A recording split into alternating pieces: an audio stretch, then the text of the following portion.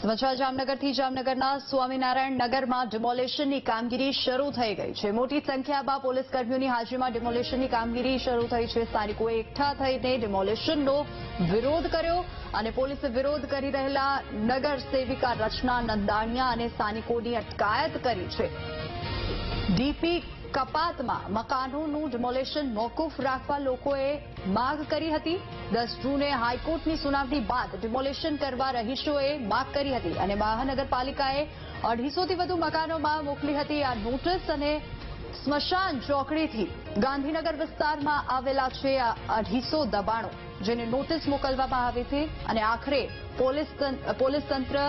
Police અને તંત્રએ મળીને આ કાર્યવાહી શરૂ કરી છે। ચુસ્ત પોલીસ બંદોબસ્ત વચ્ચે ડિમોલેશનની કાર્યવાહી શરૂ કરવામાં આવી, પરંતુ ત્યાં સ્થાનિકોએ વિરોધ નોંધાવ્યો અને હવે વિરોધકર્તાઓની અટકાયત કરવામાં આવી છે।